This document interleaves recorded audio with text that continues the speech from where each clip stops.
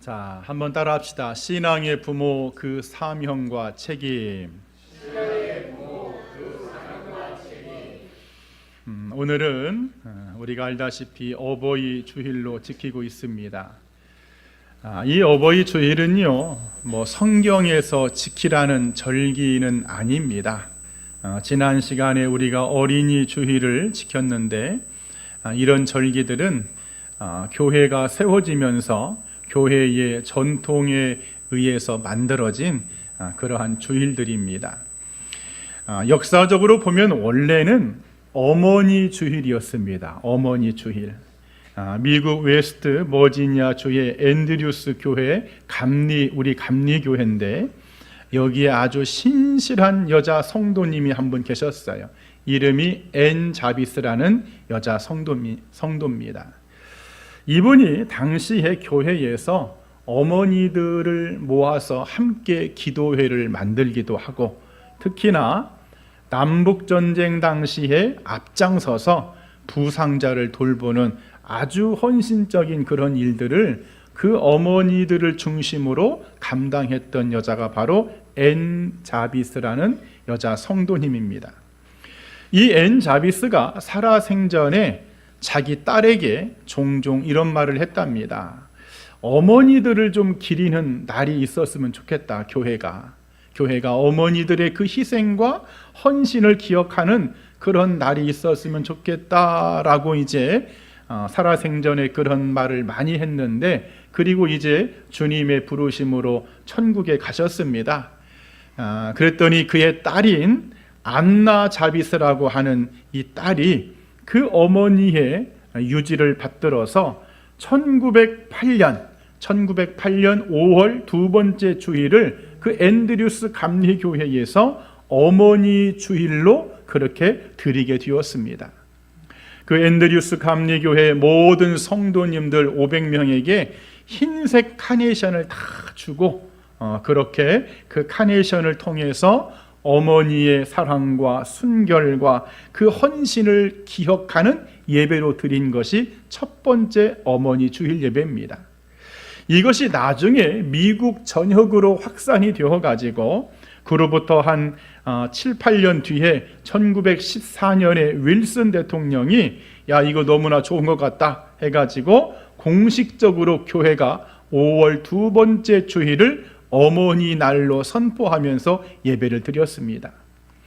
당연히 우리 대한민국도 미국의 영향을 받기 때문에 이것을 도입을 해서 어머니 주일을 지키게 되었지요. 심지어 이 어머니 주일에 어머니의 은혜, 여러분 노래 아시죠? 나 실제 괴로움 다 잊으시고, 여러분 그 노래를요, 여러분 교회에서 그 주일에 다 불렀습니다.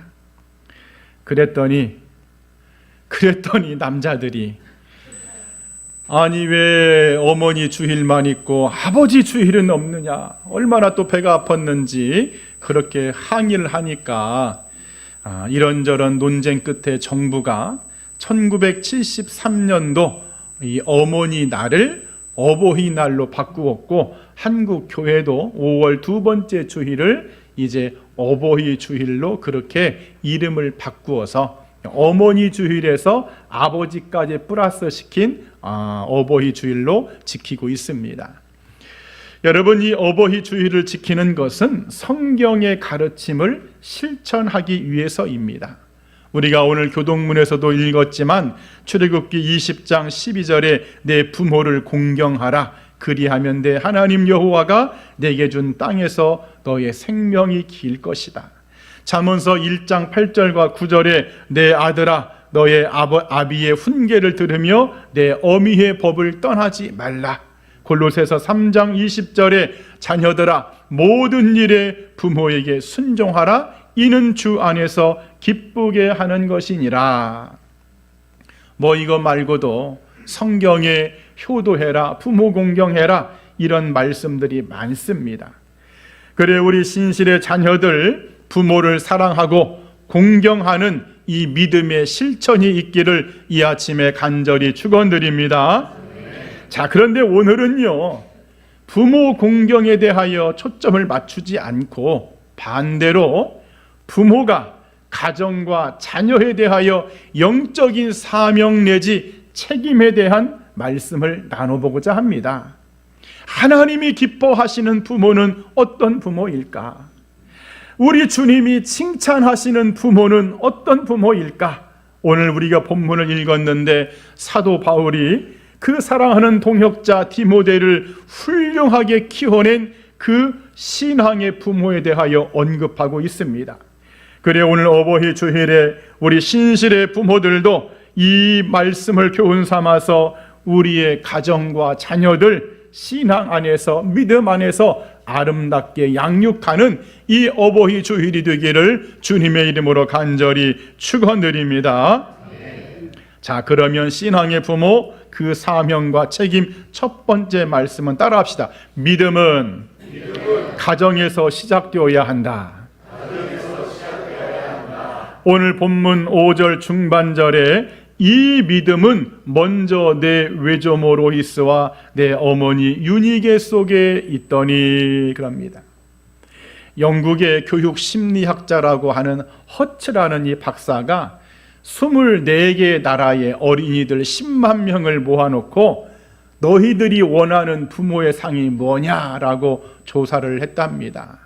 자녀들이 부모를 바라볼 때에 나는 이런 부모를 원합니다. 10가지가 있는데 자녀 앞에서 싸우거나 말다툼을 하지 않는 모습, 거짓말하지 않는 모습, 질문에 성의 있게 대답해주는 부모의 모습, 모든 자녀를 똑같이 애정으로 대해주는 부모의 모습, 자녀의 개성을 존중해주는 모습, 꼴찌를 해도 노력을 칭찬해주는 모습, 때로는 친구처럼 지내주는 부모의 모습, 그리고도 친구나 동생 앞에서 꾸짖지 않고 차별하지 않는 부모의 모습, 변함없는 애정과 관심으로 대해주는 모습, 모든 면에서 자녀에게 본을 보여주는 모습, 그런 부모에 대한 모습을 자녀들이 바란답니다.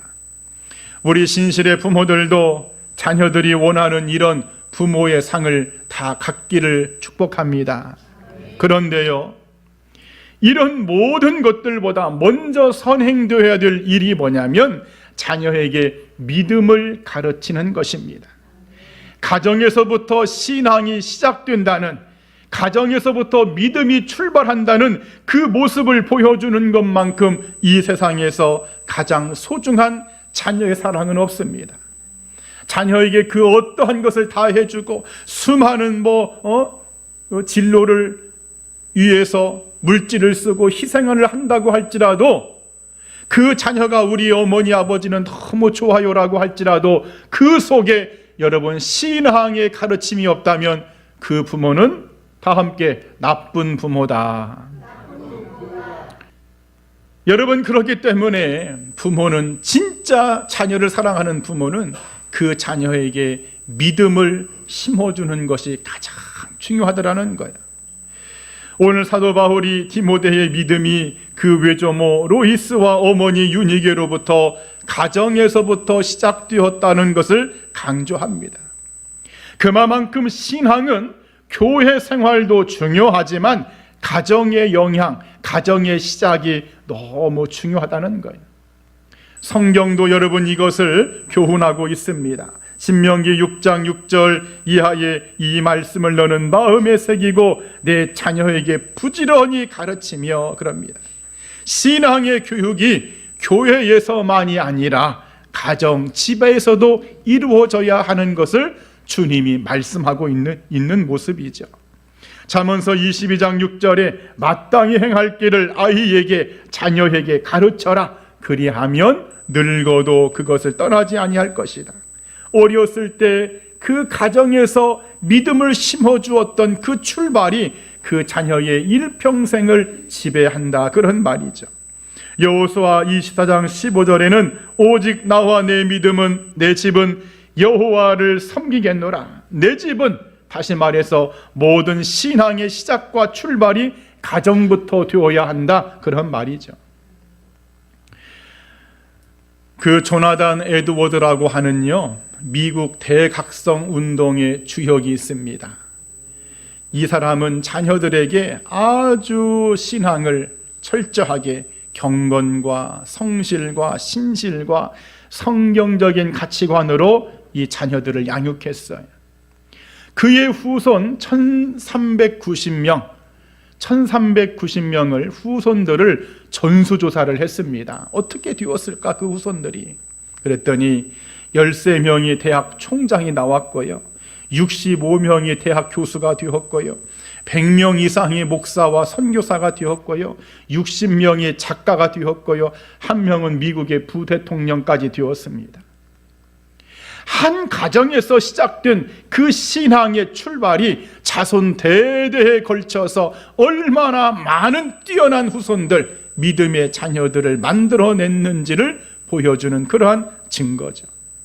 우리 신실의 가정들, 자녀들에게 신앙이 출발이 되는 그 가정이 되기를 간절히 축원드립니다. 존 파이퍼라는 사람은요, 부모의 역할을 강조하면서 부모는 자녀의 첫 번째 목회자다, 그런 말을 했어요. 한번 따라합시다. 부모는 자녀의 첫 번째 목회자다. 존 스토트라는 신학자는 가정은 작은 교회인데 그 가정의 작은 교회의 목사는 부모요, 교사도 부모라고 강조하고 있습니다.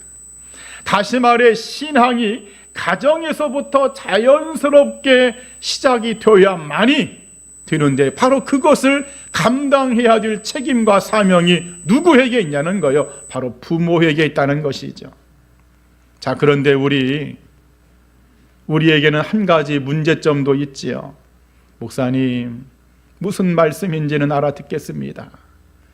하지만 이미 우리 자식들은요, 다 자라가지고 어른이 되어서 머리가 굵어져 가지고요, 내가 아무리 믿음을 심어주고 내가 아무리 교회 좀 나오라고 해도 들어먹질 않습니다.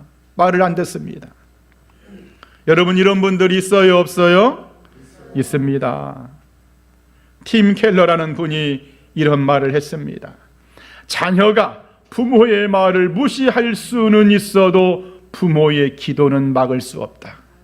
한번 따라 합시다. 자녀가 부모의 말을 무시할 수는 있어도 부모의 기도는 막을 수 없다. 그래, 부모는요, 자녀가 거부할지라도 기도를 통해서 영적인 싸움을 자녀를 위해서 싸워줘야 할 줄 믿습니다. 하나님, 지금 우리 아무개가, 우리 아들이 우리 딸이 저렇게 하나님을 거부하고 믿음을 거부하고 있는데 여러분이 기도를 통해서 반드시 돌아오게 하옵소서, 주님 품으로 돌아오게 하옵소서라고 여러분들이 싸워줘야 된다는 거예요. 그리고 부모가 가정에서 말보다는, 입술보다는 실천으로, 행동으로 보여주는 것이 중요합니다. 비록 그때는 아니라고 할지라도 나중에 때가 되면, 아, 그렇구나, 우리의 부모의 신앙이 진짜였구나. 한번 따라합시다. 부모는 말보다 행동으로 보여주자.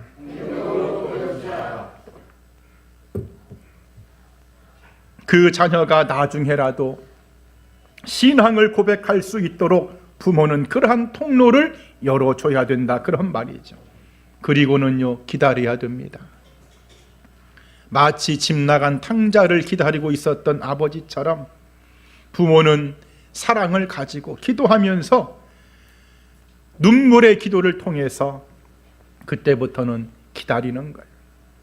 사랑하는 신실의 성도 여러분, 우리 믿음의 가정들, 우리 신앙의 부모들, 반드시 우리의 가정에서부터 믿음이 출발할 수 있도록 우리의 가정과 우리의 자녀들을 여러분 그렇게 만들어가는 이 어버이 주일이 되기를 이 아침에 간절히 축원드립니다. 또 두 번째, 신앙의 부모 그 사명과 책임은 따라합시다. 진실한 신앙 위에 세워져야 한다. 자, 오늘 본문 5절에 이는 내 속에 거짓이 없는 믿음이 있음을 생각함이라. 무디 목사님이요, 아주 강경한 무신론자를 만났어요. 절대로 교회라면 아주 그냥 치를 떠는 그 무신론자에게 교회 좀 나오세요 그랬더니 그 무신론자가 막 화를 내면서 쏘아붙이기를, 저도요 목사님, 교회에 대해서 그런 나쁜 감정은 없어요. 사실은 제가 볼 때 예수라는 분도 상당히 괜찮은 분입니다. 그런데 그 교회를 다니는 사람들의 행동을 보면 정말 꼴도 보기 싫습니다.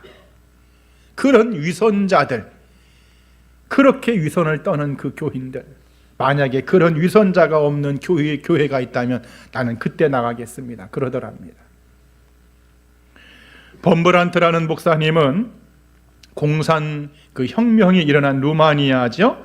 거기서 복음을 증거하다가 지하 감옥에 14년 동안 이렇게 고문받고 하나님의 은혜로 나중에 출소가 되어서 이분이 한국에 온 적이 있었는데, 그 한국에 와서 레스토랑에서 이제 밥을 먹는데 옆에 테이블인지 외국인이 동석을 하게 되었어요. 그 외국인에게 왜 한국인들만 있는데 갑자기 외국인이 들어오니까 반가워서 저는 범브란트라는 목사입니다 하면서 혹시 교회 다니세요? 이렇게 물어봤습니다. 그랬더니 그 외국인이 하는 말이, 네, 저와 저의 아내는 영국 성공회의 교인이고 저는 어렸을 때부터 천주교에서 자랐기 때문에 지금은 현재는 교회를 다니고 있지 않습니다. 실례지만 왜 교회를 다니지 않는지 제가 좀 물어볼 수 있을까요? 라고 했더니 그 외국인이 하는 말이, 목사님에게는 좀 죄송한 말씀이지만 교회는요 위선자들이 너무 많습니다. 제가 어려서부터 많이 봤습니다. 그래 저와 제 아내는 차라리 교회를 다니지 않겠노라고, 그것이 안 다니는 것이 낫겠다고 생각하고 지금까지 안 다니고 있습니다. 그때 이 범브란트 목사님이 미소를 지으며 이런 말을 했다고 하죠. 그렇군요. 하지만 저는요 그 이유 때문에, 교회가 그런 위선자들이 많기 때문에 저는 교회를 다닙니다. 저 같은 죄인이 많아서, 저 같은 위선자가 많아서 저는 교회 나가면 마음이 편해집니다. 그러더랍니다. 분명 교회는 여러분 죄인들의 공동체요, 다양한 사람들이 모인 장소임에 틀림없습니다.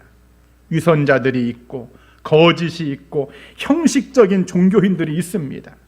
자신의 이익 때문에 교회를 이용하는 분들도 있어요. 인맥을 좀 넓혀서 사업이나 정치나 도움을 좀 받아볼까 하는 그런 분들이 여러분 교회에 있어요, 없어요? 있습니다. 그렇다고 해서 진리이신 예수님이 가짜고 거짓이냐? 그것은 아니라는 거예요. 다 함께 예수님은 진짜다. 그래 우리 신앙의 부모들은요, 그 자녀에게 진리이신 예수님, 거짓이 없는 그 예수님에 대한 믿음이 전해지도록 우리의 책임과 사명을 감당해야 한다. 그것이 오늘의 본문의 말씀입니다. 사도 바울이 디모데를 향해서 이것을 바로 강조하고 있지요. 디모데야, 너의 믿음을 보니까 참 거짓이 없구나. 진실한 믿음을 가지고 있구나. 너의 부모로부터 배운 그 아름다운 신앙, 가식이나 위선이 없는, 형식이 없는 참된 믿음을 네가 가지고 있구나. 오늘 이 본문의 로이스와 유니게는 서로 모녀지간입니다. 디모데는 유니게의 아들이죠. 여러분 주보 세 번째 사도행전 16장 1절을 한번 같이 읽어보겠습니다. 시작.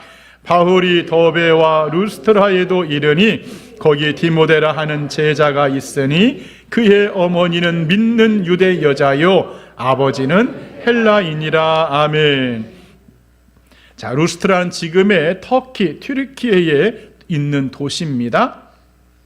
왜 유니게가 그 어머니 로이스와 함께 예루살렘에서부터 800km 떨어진 이런 터키 땅까지 왔을까? 학자들이요 추정하기를 유니게가 헬라 남자를 만나서 루스트라에 정착을 했든지 아니면 흩어진 유대인들 디아스포라의 그 멤버 중에 구성원들 속에 이 유니게와 로이스 가족이 포함되어서 아마도 터키까지 왔다가 거기에서 헬라 남자를 만나지 않았을까, 이런 두 가지의 추정을 크게 합니다. 자, 문제는 남편이 일찍 죽었어요. 그럼에도 유니게와 로이스는 아들이요 손자인 디모데를 거짓이 없는 진실한 신앙으로 양육을 합니다. 사도 바울의 정말 큰 동역자로 만들어내죠. 우리 신실의 부모들도 우리의 자녀들을 정말 하나님을 잘 믿는, 꾸밈이 없는, 형식이 아닌, 위선이 없는, 거짓이 없는 진실한 믿음으로 그렇게 키워가야 할 줄 믿습니다. 그러기 위해서 다 함께 부모의 신앙이 중요하다. 부모의 신앙이 정말 중요합니다. 부모가 진실하게 신실하게 그렇게 믿음의 본을 보여줘야만이 자녀들도요 거짓이 없는 진실한 신앙 위에 세워진다는 사실입니다. 그 구세군의 창시자인 웰리엄 부스와 캐서린 부스 부부가 8명의 자녀를 키웠습니다. 정말 하나님을 잘 섬기는 그러한 자녀들로 성장시켰는데, 그 자녀들에게 가난 중에도 힘들고 어려운 중에도 기도와 섬김으로 거룩한 삶의 모습으로 부모들이 보여준 결과, 나중에 그 자녀 중에 브레멜 부스라는 이 자녀가 아버지의 뒤를 이어서 구세군의 세계 총 대표가 되기도 합니다. 그의 어머니 캐서린 부스가요 이런 멋진 말을 남겼습니다. 우리는요 우리의 자녀들에게 설교하지 않습니다. 그냥 우리의 삶이 살아있는 복음이 되려고 했습니다. 우리의 삶 자체가 복음이 되려고 했습니다. 여러분, 멋진 말 아닌가요? 자녀들에게 뭐해라 믿어라 그것이 아니라 자신들의 삶 자체가 복음이 되려고 했답니다. 우리 신실의 부모들도 이렇게 되기를 축복합니다. 그래서 우리의 자녀들이 거짓이 없이 진실한 믿음으로 그렇게 세워가는 우리 신실의 모든 가정들, 믿음의 권속들이 되기를 이 아침에 간절히 축원드립니다. 마지막 세 번째, 신앙의 부모 그 사명과 책임은 따라합시다. 신앙의 확신에 이르도록 인도해야 한다. 오늘 본문 5절 하반절에 내 속에도 있는 줄을 확신하노라, 이런 말씀이 있죠. 성경에 보면은요, 부모의 신앙과 믿음이 너무너무 좋은데, 훌륭한데 자녀들의 신앙이 엉망인 그런 사례들이 있습니다. 사무엘 같은 인물, 여러분, 사무엘이 누굽니까? 하나님의 위대한 선지자 아닙니까? 그런 멋진 사무엘인데도 사무엘의 두 아들의 이름이 요엘과 아비야라는 아들인데, 이 두 아들이요 아주 그냥 엉망진창입니다. 아버지의 신앙과 믿음을 따르지를 않습니다. 다윗 같은 인물도 마찬가지죠. 다윗은 하나님과 마음이 합한 자다, 그런 다윗이었지만은요, 그 자식들은 서로가 서로를 죽이고 아주 문제를 다 일으킵니다. 뭐 성경의 인물뿐만 아니라 우리나라를 막 대표하는 목회자 이름만 대면 다 아시는 그 집안의 자식들도요 서로 싸우고 난리하고, 과연 저 자식이 믿음이 있는지 없는지 의구심이 들 만한 그런 가정들도 많습니다.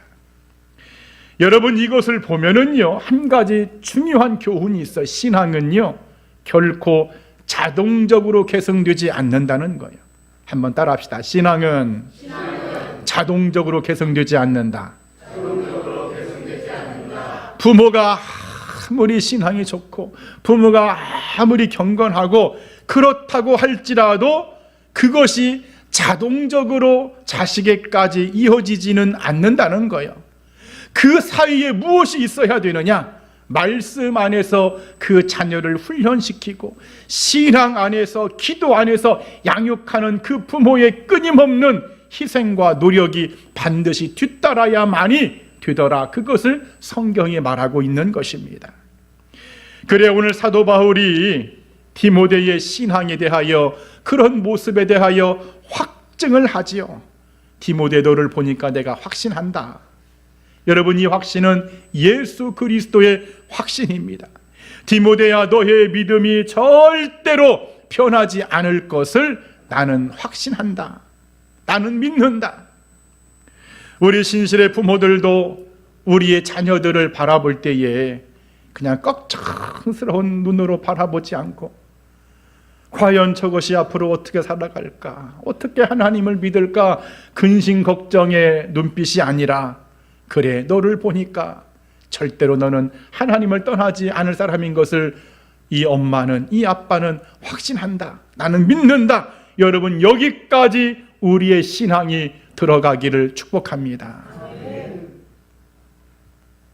지난 시간에도요, 이 코리텐붐 여사의 간증을 소개했는데, 이 코리텐붐 여사는 네덜란드 출신의 신실한 기독교 집안에서 자랐어요. 전쟁 중에 그 유태인들을 이렇게 숨겨주다가 나치 수용소에 갇히게 되었습니다. 이 여인이 그 혹독한 수용소에서 믿음을 잃지 않고 견딜 수 있었던, 여러분, 아주 1차적인 본질적인 이유가 있는데 바로 그녀의 아버지 때문에 그렇습니다. 아버지의 이름이 캐스퍼 된 붐인데 이 아버지가요, 매일같이 자녀들과 함께 예배를 드립니다. 자녀들에게 신앙을 가르칩니다. 성경을 가르칩니다. 그러면서 그 자녀들에게 이런 말을 했다고 합니다. 내가 너희들을 보니까, 너희들의 믿음을 보니까 너희는 앞으로 어떤 고난이 온다고 할지라도 하나님을 떠나지 않을 것을 이 아빠는 믿는다. 믿는다. 그래, 이 코리텐붐 여사가 라벤스베르크 그 잔혹한 끔찍한 수용소에 갇혀 있음에도 불구하고 믿음을 지켰던 그 이유, 복음을 증거했던 그 이유, 바로 그것이 그런 확증에 대한 믿음이 그녀에게 있었다는 거예요. 존 패턴이라는 사람이 있습니다. 스코틀랜드 출신의 남태평양 지금의 바누아투라는 여러분 섬인데, 그 섬은요 식인종들이 사는 섬입니다. 그 섬에 들어가서 복음을 증거합니다. 복음을 증거해서 그 섬 전체를 복음화시켰어요. 근데 그 사람이, 그 선교사님이 이런 유명한 말을 남겼어요. 나는요 아버지의 기도하는 모습을 결코 잊을 수 없었습니다. 그 기도는, 그 아버지의 기도는 내 삶의 전체에 도장을 찍는 것과 같았습니다.